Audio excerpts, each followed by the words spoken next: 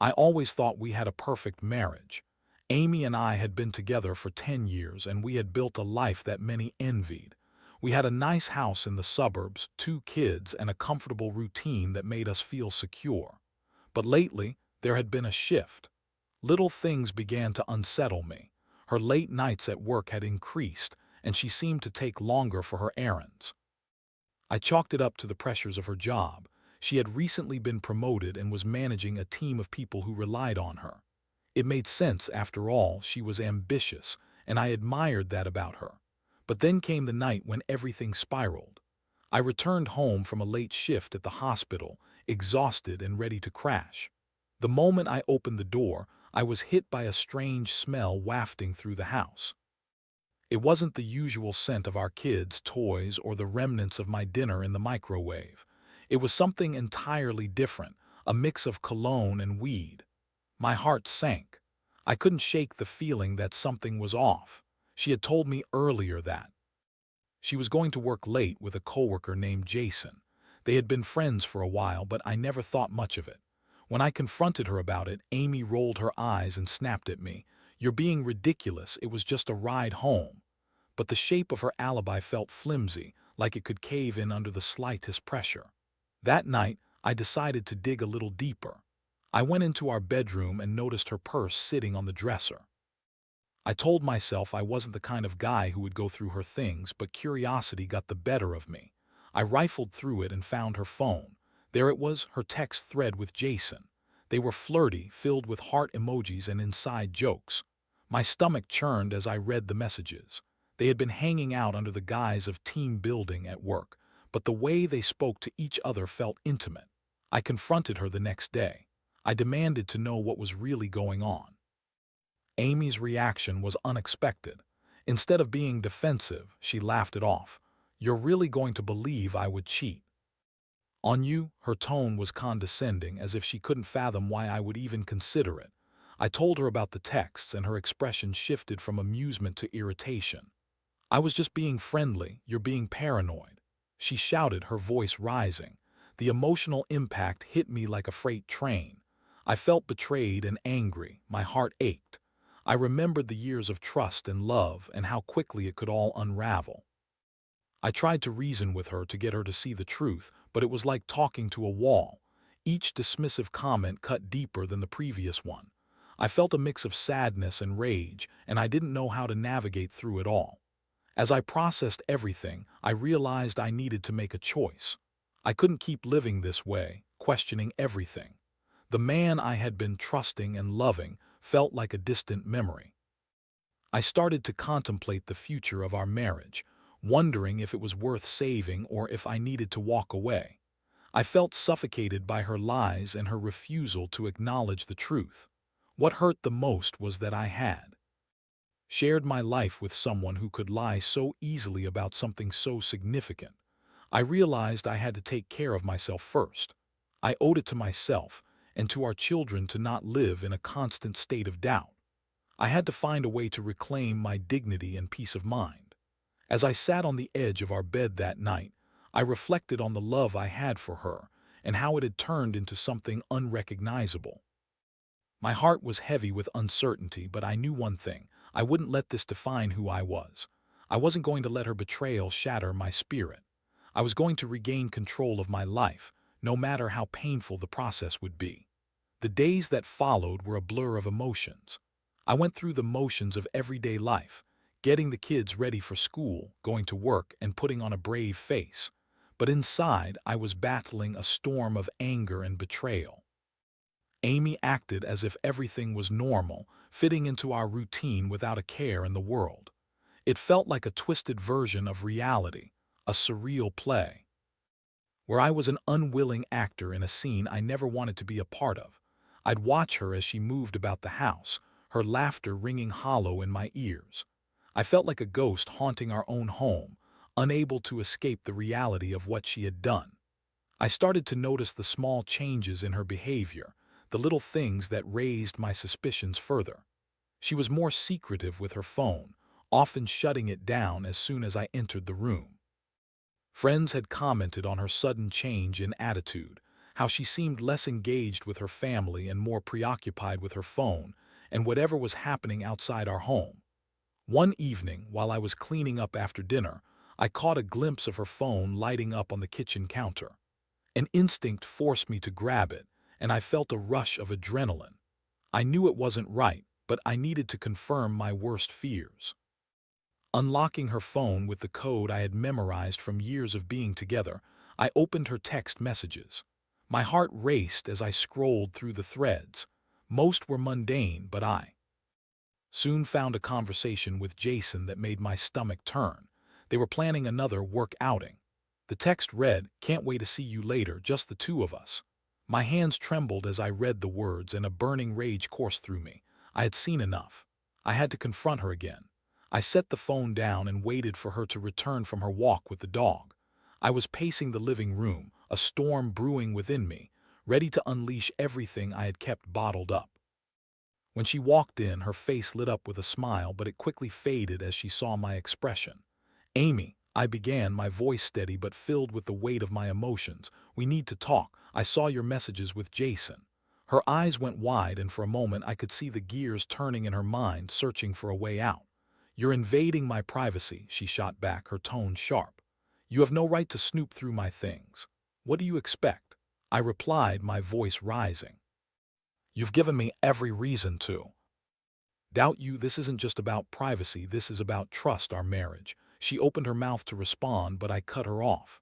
"You're cheating on me, Amy. It's right there in your texts. You can't deny it." Her face morphed into a mask of defiance. "You're being dramatic. It's not what it looks like. I told you I was just helping Jason out. He's going through a tough time." "Helping him out?" I laughed bitterly. "By what? Going out with him at midnight? This isn't just helping, Amy. This is betrayal. You're twisting everything," she yelled, her voice echoing off the walls. "You're acting like a jealous fool. Maybe I wouldn't have to if you weren't acting like a complete liar." My anger boiled over and I felt the tears welling up in my eyes. "How can you sit there and lie to my face? I thought we meant more to each other than this." Her expression softened for a moment and she looked almost vulnerable. "I never meant to hurt you. It was just a few messages. You're overreacting." I wanted to scream. I could feel the walls closing in around me. "A few messages. You've crossed a line. You've broken my heart." The confrontation didn't end there. It spiraled into a chaotic exchange, accusations, tears, and a flood of emotions we had both tried to stave off. I felt a mix of anger and sorrow as I watched her defensiveness crumble into frustration, and then regret. I wanted to hear her say she was sorry, that she wanted to fix this, but all I got were half-hearted excuses and varying degrees of denial. As the night wore on and our shouting subsided into a tense silence, I felt a crushing weight in my chest. The intimacy we once shared now felt like a distant memory, overshadowed by betrayal. The emotional turmoil I experienced felt like a tidal wave, crashing over me with each pulse of pain. I felt hollowed out, like a shell of the person I used to be. After the confrontation, I found myself sitting in the dark, staring at the walls of our home, contemplating our future. I had given her every chance to be honest, to come clean, but instead she continued to lie. I knew I had to make a choice, but I was torn between wanting to fight for our marriage and the unbearable reality of her betrayal. In that moment of despair, I realized that I had to reclaim my sense of self. I wouldn't allow her to shatter my spirit with her deceit. I needed to figure out what I truly wanted, and that search began now. The days following the confrontation felt surreal. I moved through life in a fog, a blend of anger, sadness, and a sense of betrayal. I tried to act normal for the kids, putting on a brave face during family dinners and helping them with homework, but inside I was drowning. Each time I caught a glimpse of Amy, my heart ached with the realization that the woman I had loved for a decade was unrecognizable to me. She was still my wife in name, but the trust and intimacy we once had eroded into a battlefield of lies. I spent hours at work contemplating my next move. Each day felt heavier than the last. My colleagues noticed my distracted demeanor. I found myself snapping at them over trivial matters, and I couldn't focus on my patients. It was as if life was continuing on without me, and I was stuck in a moment of despair. I often wondered if I could truly forgive her, if I could ever look at her the same way again after she had shattered my trust. One afternoon, I decided to take a different approach. I reached out to a close friend of mine, Mike. He had been through a rough patch in his marriage a few years back, and I figured he could lend me some perspective. Over coffee, I opened up about everything: Amy's late nights, the messages, the confrontation. Mike listened intently, his brow furrowed in concern as I recounted the details. "You deserve better, man," he said finally, shaking his head. "You can't keep living like this, wondering if she's being faithful or not. You have to decide if you want to fight for your marriage or fight for yourself." His words struck a chord. I realized I had been so caught up in trying to save our relationship that I had neglected my own well-being. I felt a flicker of clarity amidst the chaos. I wasn't just a victim of her betrayal. I was a person with needs and a right to happiness. I needed to consider what I truly wanted moving forward. That night, I came home with a renewed sense of determination. I knew I had to confront Amy again, not just about her cheating, but about our future. I needed to break through the facade she had built and get to the heart of the matter. When I walked in, she was curled up on the couch, engrossed in her phone. I took a deep breath, steeling myself for what was to come. "Amy, we need to talk," I said, my voice steady but firm. She looked up, her expression unreadable. "What now?" she replied, the irritation evident in her tone. "Not about the past," I said, cutting her off. "I want to talk about us, about our marriage. You and I both know that this isn't working. We can't keep pretending everything is fine." She sat up, her defenses immediately rising. "What are you saying? That we should just throw away everything we've built together? This is ridiculous." "Is it ridiculous?" I countered, feeling the anger surge again. "You've betrayed my trust, Amy. You don't get to act like nothing happened. We need to address the elephant in the room. Maybe you should just get over it," she shot back, her voice rising again. "I said I was sorry. What else do you want from me?" "I want honesty, Amy. I want to know if you want to fix this or if you're just going to keep lying to me. I can't live like this." She paused, and for a moment I saw vulnerability flicker in her eyes. "I don't know," she whispered. "I don't know what I want." Her admission cut deeper than any lie. It confirmed my fears that she wasn't committed to us anymore. "That's what I need to know," I replied softly. "If you don't want this, it's time to be honest about it. We've built a life together, and I deserve to know if you're willing to fight for it." Her gaze dropped to the floor, and I could see the weight of her choices crashing down on her. "I didn't mean for things to get this far," she admitted, her voice barely a whisper. "I thought I could manage everything. I didn't want to hurt you." "But you did," I said, feeling the sting of betrayal resurface. "You hurt me, and you hurt our family. I need to know if you're willing to make an effort to rebuild the trust you shattered. If you're not, then we need to discuss what that means for us." A heavy silence filled the room as we both contemplated the gravity of our situation. I could feel the weight of the decision hanging in the air, and I knew this was the moment of truth. I was prepared to fight for us, but only if she was willing to do the same. "We can't keep going like this," I added, trying to keep my voice steady. "If we choose to stay together, it means being open about everything. No more lies, no more secrets. If you genuinely want this, we need to start fresh."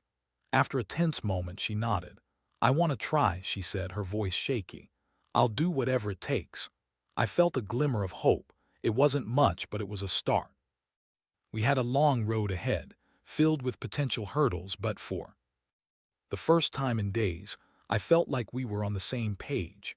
I realized that this was going to be a battle for both of us, and I was ready to fight for my marriage, but I was also prepared to defend my own heart. I was determined to reclaim not only the trust we had lost, but also the love I thought we would never see again. The journey ahead would be challenging, but I was ready to face it head-on, armed with the knowledge that I had the power to choose the path forward. With the decision made to try to salvage our marriage, I felt a tentative sense of hope, but I was also acutely aware that the road ahead would be riddled with challenges. We decided to attend couples therapy, thinking it might help us navigate the murky waters we'd found ourselves in. The first session was awkward, to say the least. Sitting across from our therapist, Dr. Kelly, felt like being in a spotlight. I could feel the tension in the room, palpable and thick. Amy sat beside me, her fingers nervously twisting her hair. I knew she was feeling the pressure just As I was, the therapist started by asking us to share what brought us to her office. I took a deep breath and recounted the events that led us here, the late nights, the texts, the betrayal. I could feel Amy stiffen beside me as I spoke, but I needed to be honest. When it was Amy's turn, she was defensive at first. I didn't mean for it to go this far. It was just a few flirty messages, she insisted. I never thought it would hurt him like this. Dr. Kelly calmly interjected, Amy, it's important to understand that emotional affairs can be just as damaging as physical ones. It's not just about the act itself, it's about the trust that's broken. I could see Amy's walls start to crumble, and for the first time I felt a flicker of empathy for her. She was scared and ashamed.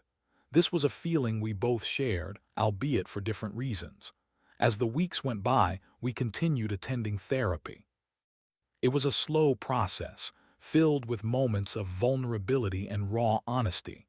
We learned how to communicate better, to express our feelings without resorting to accusations. I discovered that Amy had been feeling overwhelmed, not just at work, but in our marriage too.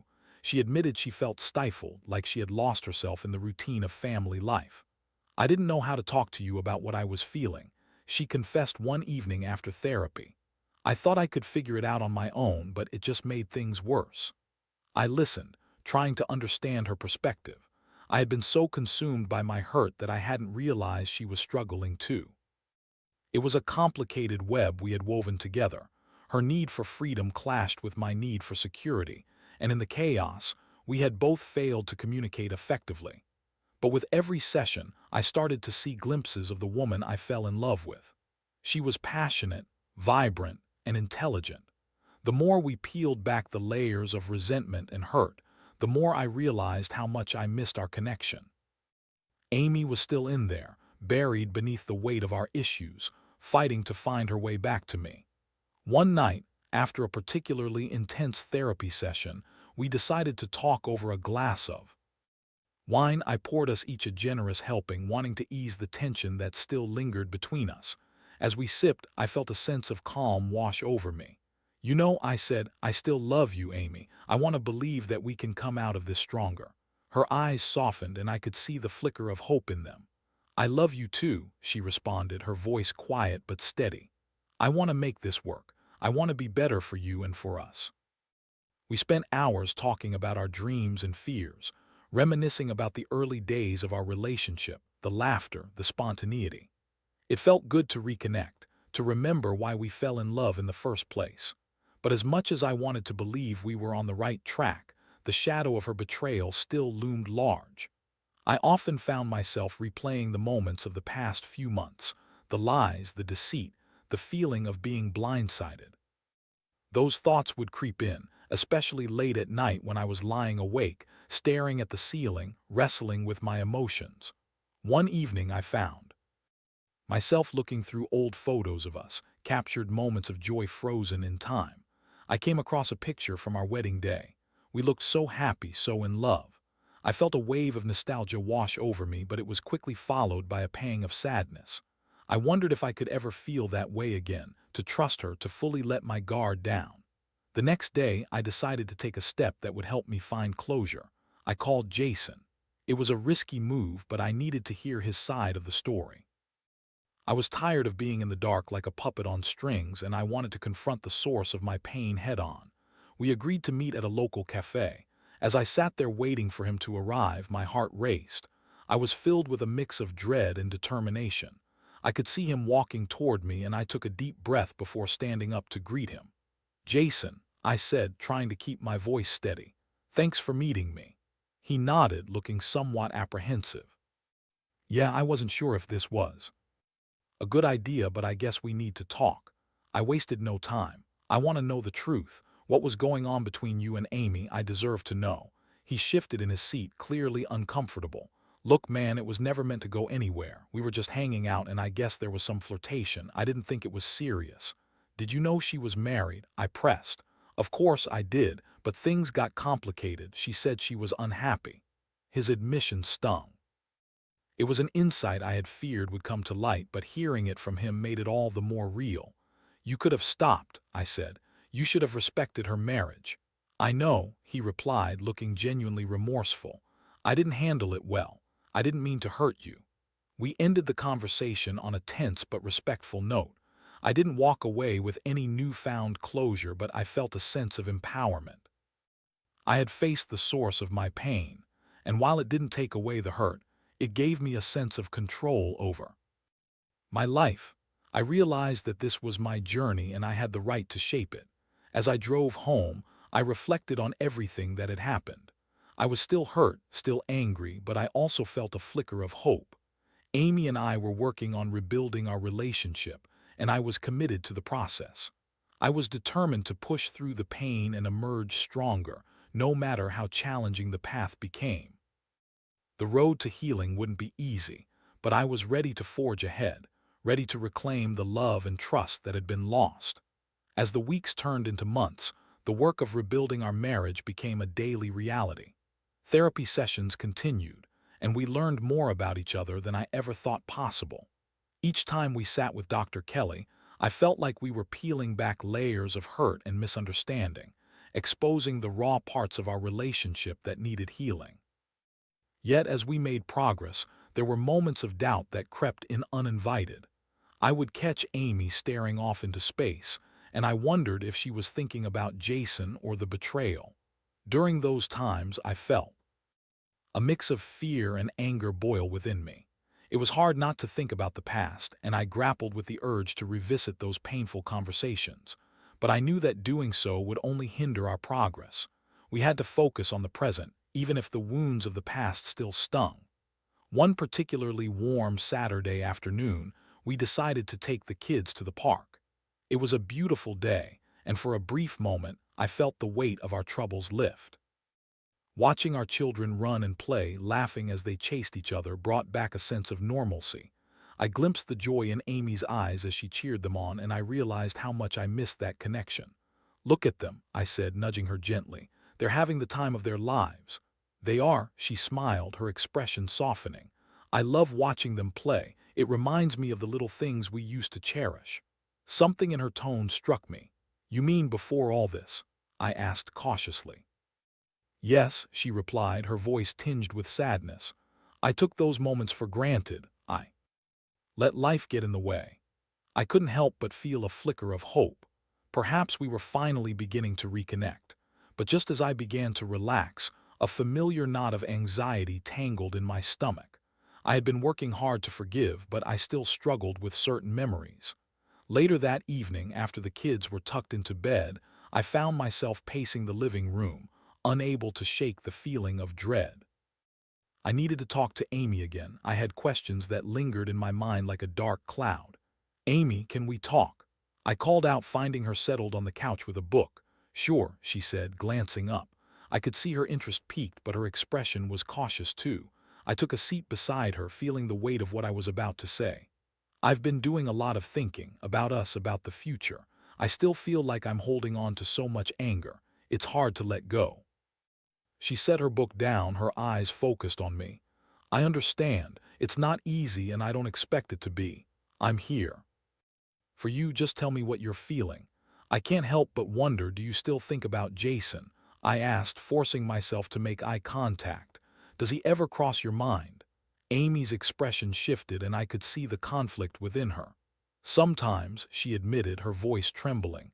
"But it's different now. I don't want to go back to that place. I want to move forward with you." "Moving forward is great, but I need you to understand how I feel," I replied, my voice rising slightly. "It's hard to fully trust you when I don't know if you're being honest with yourself." "I am being honest," she exclaimed, frustration seeping into her tone. "I'm trying to work on this, to show you I can change, but I can't do it alone." The tension in the room thickened. I felt torn, caught between wanting to support her and wanting to protect myself. "I'm not asking you to do it alone, Amy. I just need you to meet me halfway. This isn't just a switch we can flip on and off." "I know that," she responded, her voice softer now. "I'm scared too. I'm scared of losing you, of losing everything." Hearing her voice break made my heart ache. There was a vulnerability in her that I hadn't seen in a while, and it helped me see the struggle she faced. "I don't want to lose you either," I said, my tone less confrontational. "But I also need to feel secure. I can't live in a constant state of doubt. We sat in silence for a moment, the weight of our words hanging in the air. It was then that I realized how important it was for us to express our fears openly. We had both carried so much emotional baggage, and it was time to unpack it together. I think we need to work on rebuilding trust piece by piece, I said finally. Can we do that? Absolutely, she replied, her voice filled with determination. I'll do whatever it takes to earn back your trust. I love you and I want to make this work. Good, I said, feeling a sense of relief wash over me. We need boundaries, Amy. I need to know you're committed to this. No more late nights without telling me. No more secrets. She nodded, her expression serious. I promise. I'll be open about everything from now on. I understand what's at stake. As we talked late into the night, I felt a sense of clarity begin to settle over me. I knew it wouldn't be easy, but I also knew that we had both taken a step forward. The next week, as we continued our therapy and worked on our commitment to one another, I realized that love was not a finite resource. It could be replenished, rebuilt, and transformed. I recognized that while the scars of betrayal would not disappear overnight, we had the power to forge a new path together. With each passing day, I felt more empowered to reclaim my life, and while there were still moments of doubt, I found strength in our commitment to each other. It wouldn't be easy, but I was ready to fight for what we had. The road ahead might be long, but I was determined to walk it hand in hand with Amy, one step at a time. As spring turned into summer, the journey of rebuilding our marriage felt like navigating through uncharted waters with moments of joy and uncertainty intermingled. Amy and I continued to follow the path we had chosen, attending therapy sessions and openly communicating about our feelings. Each session felt transformative, allowing us to explore the depths of our relationship and build a foundation of trust. One evening, after a particularly productive session with Dr. Kelly, we decided to take a walk in the nearby park. The sun was setting, casting a warm glow over the landscape. The air was filled with the sweet scent of blooming flowers, and for a moment everything felt right. I looked at Amy walking beside me, her hair catching the light in a way that reminded me of the woman I fell in love with years ago. I'm proud of us, I said, breaking the comfortable silence.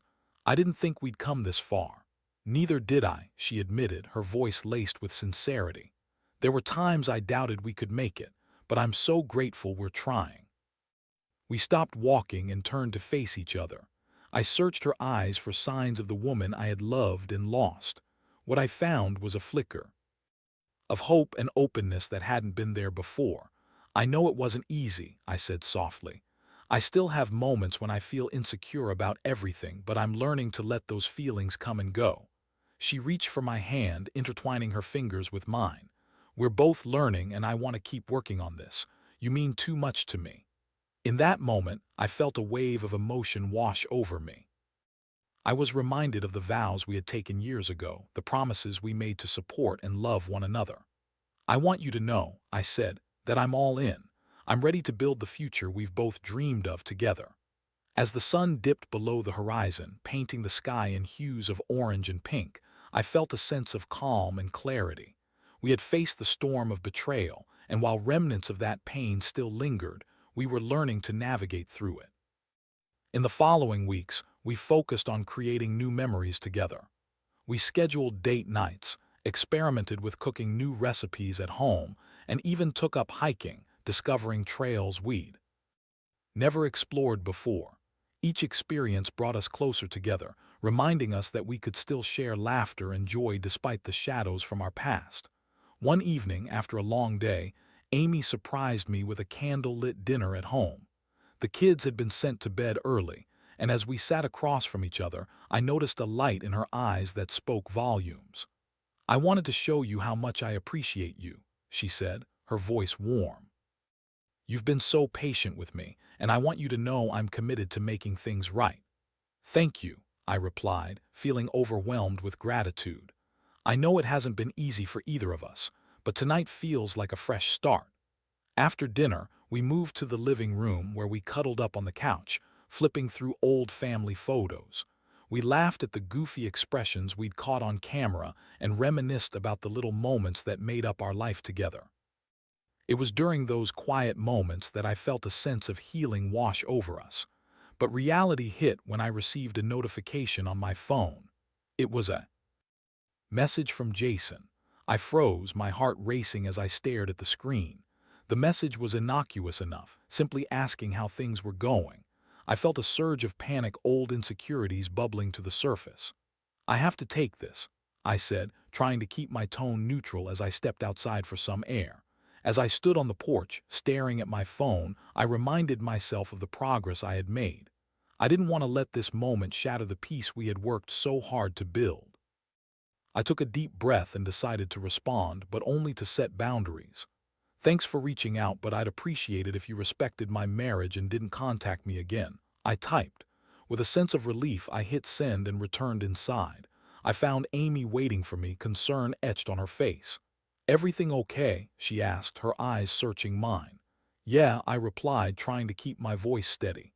"It was just Jason. I set some boundaries." She nodded, and I could see the understanding in her eyes. "I'm proud of you for doing that. It's important to protect our relationship." I appreciated her support more than words could convey. In that moment, I realized that while the past would always be a part of our narrative, it didn't have to dictate our future. We had the power to shape our own story. As summer approached, the warmth of the sun mirrored the warmth growing in our relationship. We continued to attend therapy and share our thoughts openly, building a stronger bond with each passing day. In those moments of vulnerability, I discovered a newfound respect for Amy. She was fighting to rebuild our family and regain my trust, and I was ready to meet her efforts halfway. One evening, as we sat on the porch watching the sun dip below the horizon, I turned to her and said, "You know, I believe we can get through this together. We've both learned so much about ourselves and each other." "I believe that too," she replied softly, a smile breaking across her face. "I love you and I want our family to be whole again." "I love you too," I said, my heart swelling with hope. In that moment, I realized that life would always present challenges, but it was the journey of overcoming them that defined us. As we moved forward together, I knew we could face anything as long as we were committed to each other and the love we shared. Looking back, I learned that love is a choice we make every day, even in the face of adversity. It's about vulnerability, forgiveness, and a willingness to grow together. I had once thought betrayal would tear us apart, but it instead became the catalyst for our transformation, pushing us to build something stronger and more authentic. We were not just surviving our marriage, we were thriving in it, ready to embrace the future, one day at a time.